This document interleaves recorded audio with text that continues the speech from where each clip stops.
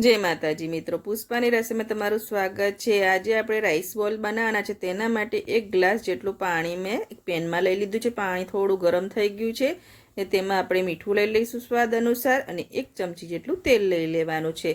સરસ ઉભરો આવવા દઈશું। ઉભરો આવી ગયો છે। હવે 1 કપ જેટલો મેં ચોખાનો લોટ લીધો છે। ગ્રામમાં 250 ગ્રામ જેટલો છે। 1 ગ્લાસ પાણીમાં તે લઈ લઈશું। લોટ એડ કરી દીધો છે। આપણે આજે રાઈસ બોલ બનાવીશું। એકદમ ટેસ્ટી અને ઝટપટ બની જાય એવો નાસ્તો છે। મિક્સ કરી લીધું છે। પાણી બધું શોષાઈ ગયું છે। હવે 5 મિનિટ માટે તેને ઢાંકીને મૂકી દઈશું એકદમ મીડિયમ આંચ ઉપર। 5 મિનિટ જેવું થઈ ગયું છે। ચેક કરી લઈશું। ડો ફોર્મમાં થઈ ગયું છે। હવે તેને એક આપણે બાઉલમાં લઈ લઈશું અને તેને ઠંડુ થવા દઈશું। એકદમ ઠંડો થાય ત્યાં સુધી આપણે ઝટપટ એવી આ બોલ્સ સાથે ખવાય તેવી ચટણી બનાવવાની છે। તેના માટે પેન લઈ લીધું છે। હવે પેનમાં આપણે તેલ લઈ લઈશું। 1 ચમચી જેટલું તેલ લીધું છે। તેલ ગરમ થઈ ગયું છે। હવે જીરું લઈ લીધું છે અને સફેદ તલ લઈ લીધા છે। તલ અને જીરુંને સરસ સાતરી લઈશું અને લીલા મરચાં લીધા છે। 2 લીલા મરચાં કટ કરેલા છે તે લીધા છે અને લસણની પેસ્ટ લઈ લીધી છે, તેને તેલમાં સાતરી લીધી છે। 1 ડુંગળી કટ કરી લીધી છે તે લઈ લઈશું અને 1 ટામેટું કટ કરેલું લઈ લઈશું। એક મોટી સાઈઝનું ટામેટું હતું તેને મેં કટ કરી લીધું છે। જો નાના હોય તો 2 લઈ લેવાના તમારે। 1 ડુંગળી સાથે 2 નાના ટામેટા કાં તો 1 મોટું ટામેટું તેને સાતરી લીધું છે। હવે મીઠું લઈ લઈશું જેથી ટામેટા અને ડુંગળી સરસ ગળી જાય। મિક્સ કરી લઈશું। ટામેટા અને ડુંગળી જળી જાય તે માટે 5 મિનિટ ઢાંકીને મૂકી દઈશું। 5 મિનિટ જેવું થઈ ગયું છે। ટામેટા સોફ્ટ પડી ગયા છે અને ડુંગળી પણ થોડી ચડી ગઈ છે। હવે તેમાં આપણે મસાલા કરીશું। 1 ચમચી જેટલું લાલ મરચું લઈ લઈશું તીખાસ માટે ને હળદર નથી લેવાની, આપણે ખાલી લાલ મરચુંનો જ ઉપયોગ કરવાનો છે। મિક્સ કરી લઈશું। 1/2 ગ્લાસ જેટલો પાણી લઈ લઈશું। થોડી વાર તેને ઉભરો આવવા દઈશું। ઢાંકીને મૂકી દઈશું। 1 મિનિટ જેવું થઈ ગયું છે। હવે 1/2 ચમચી જેટલો આમચૂર પાવડર લઈ લઈશું। આમચૂર પાવડર તમારે ના લેવો હોય તો તેની સાથે તમે લીંબુનો રસ લઈ શકો છો। અડધો લીંબુનો રસ લઈ લેવાનો। ફરીથી ઢાંકીને મૂકી દઈશું। ત્યાં સુધી આપણે લોટ પણ સરસ ઠંડો થઈ ગયો છે। હવે તેને થોડો તેલવાળો કરી લઈશું। તેલવાળો કરીને નાના નાના બોલ્સ વાળી લઈશું। આપણે રાઈસ બોલ્સ બનાવવાના છે એટલે નાના નાના બોલ્સ વાળી દેવાના છે। જો આ રીતે નાના નાના બોલ્સ વાળી દઈશું।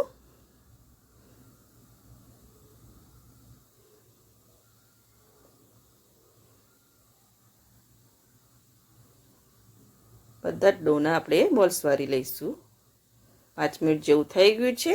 જો એકદમ ટામેટા ગળી ગયા છે અને ડુંગળી પણ સરસ ગળી ગઈ છે। હવે તેને ઢાંકી દઈશ, ઠંડુ થવા દઈશું।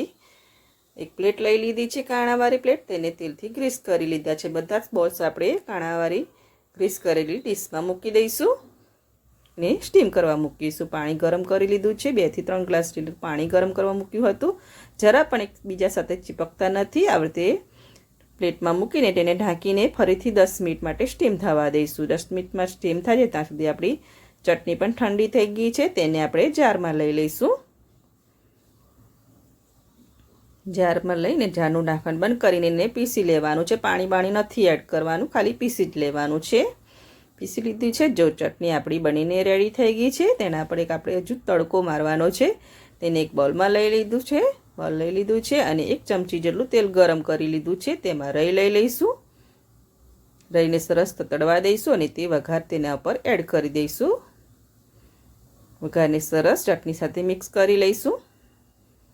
એકદમ ટેસ્ટી એવી આપણી રાઈસ બોલ સાથે ખવાય એવી ચટણી બનીને રેડી થઈ ગઈ છે।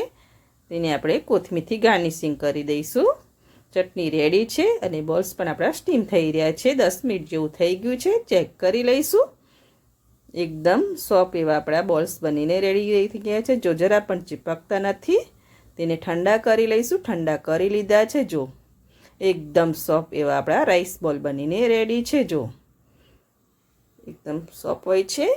એને આપણે વઘાર કરવાનો છે. ફરીથી પેન લઈ લઈશું, 1 ચમચી જેટલું તેલ લઈ લઈશું.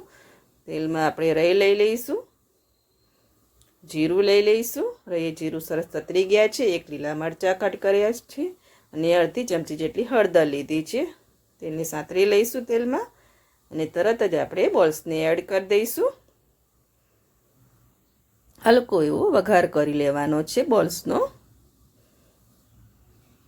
લાલ મરચુંનો ઉપયોગ નથી કરવાનો. આ સ્ટેજ ઉપર આપણે ખાલી હળદર ને લીલા મરચાં જ એડ કરવાના છે. આપણે ચટણીમાં જ બધું મસાલા કર્યા છે, તેની સાથે જ બહુ સરસ લાગે છે. કોથમીરના પાન લઈ લીધા છે. 5 મિનિટ માટે આવતે તેની સાઈડ ચેન્જ કરતા રહીશું અને મિક્સ કરી લઈશું. બધી સાઈડ સરસ આપણો વઘાર એડ થઈ ગયો છે બોલ્સ પર. તેને ગેસની આંચ બંધ કરી દીધી છે અને મેં સર્વ કરી દીધા છે. અને થોડું લાલ મરચું છાંટી દઈશું ઉપર. બનીને રેડી થઈ ગયા છે રાઈસ બોલ અને એકદમ ચટપટી ચટણી સાથે આપણે સર્વ કર્યા છે. તમે એકવાર જરૂરથી ટ્રાય કરજો. આવતી ડીપ કરીને તમે એકવાર આ રાઈસ બોલ ટ્રાય કરશો તો તમને ખૂબ જ ભાવશે. તમે એકવાર જરૂરથી ટ્રાય કરજો. અને જો તમને મારી આ રાઈસ બોલની રેસીપી ગમતી હોય તો મારા વિડીયોને લાઈક કરજો, સબસ્ક્રાઈબ કરજો અને બેલ આઇકન જરૂરથી દબાવજો. એકદમ ચટપટી ચટણી સાથે રાઈસ બોલ બનીને રેડી છે. ખાવામાં બહુ ટેસ્ટી લાગી છે. બાળકોને તો ખૂબ જ ભાવશે.